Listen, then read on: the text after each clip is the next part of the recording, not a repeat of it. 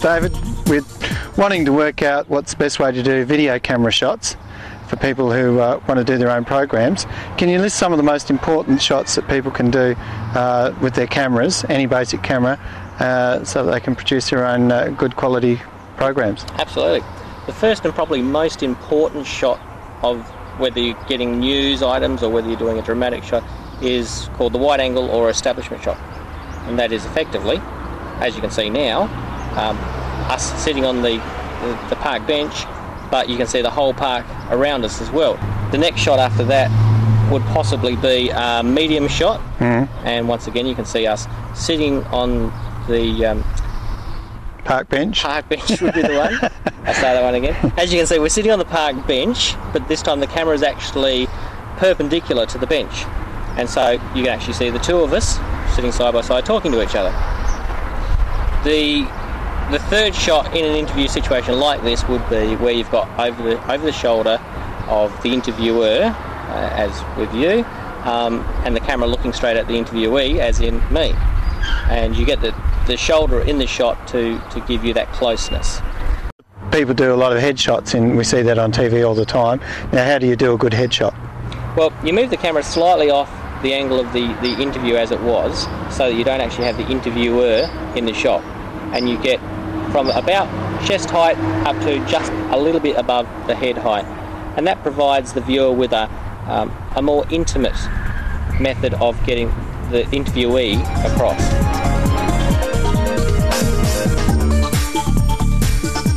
Well, what about things like angles and linking sort of shots, things that sort of try to tell a story? Are there many of those that people could include in their repertoire? Well, within angles, there's your the angle of the camera looking forwards. So we just discussed that, having it low pointing up or high pointing down, or at the same eye level as the person talking. That's one angle. Another one is to actually tilt it on the other axis. It makes the viewer uncomfortable and gives them the impression that something either is artistic or something is mentally disturbed or it's not the norm. So that's another angle you can try. Okay. Well, what about things like people walking past a camera? Are there ways to tell a story that makes the shot just a bit more interesting? Certainly.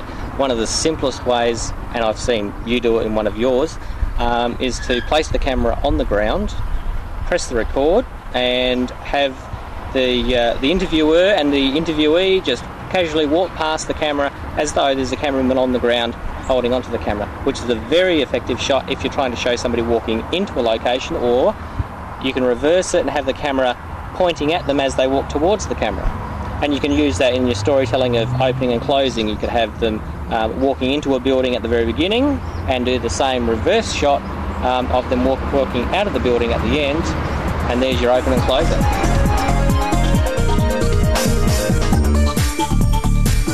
Another item which I don't think can ever be used to death, but can certainly add a lot of professionalism to your shots, is to do framing.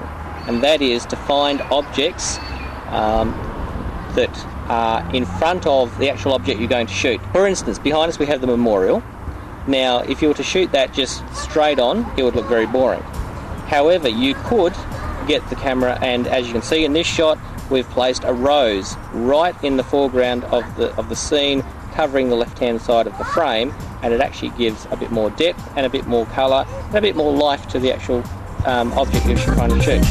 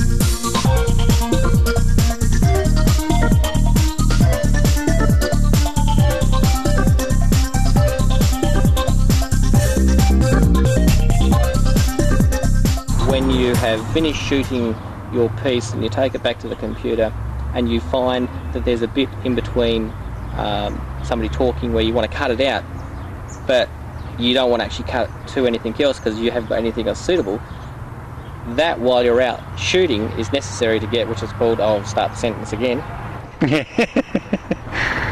And here's a perfect example where I've been talking and then there's a mistake within the conversation. We need to have a cut in. Right.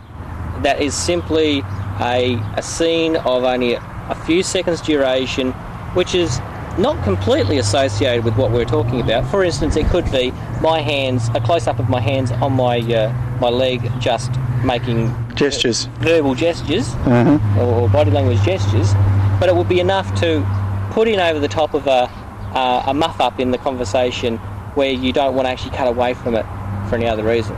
Cut-ins can be just the hands or close-ups of the eyes, or stuff that's got nothing that can be associated with the current conversation going on. David, tripods, just how important are they for camera work? Difference between amateur and professional. Makes that much of a difference? Makes that much of a difference. The head nod within an interview is a classic piece of cutaway material, and the best way to do this is, if you're only using one camera, as most of us do, you swing the camera around to either include the interviewee's shoulder or not, it doesn't really matter, but you have the camera angle the reverse of what it was for the most of the interview. When you're talking to the interviewer, you make sure that he doesn't talk, because you can use this then anywhere within your edit to cut away from what was being said, providing he doesn't talk though. And we're going to make sure here that Leon doesn't talk. So long as he does the head nods, he's all right.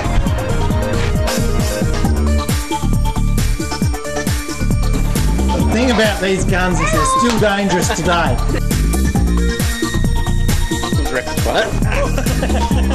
Did you get that? Leon's repertoire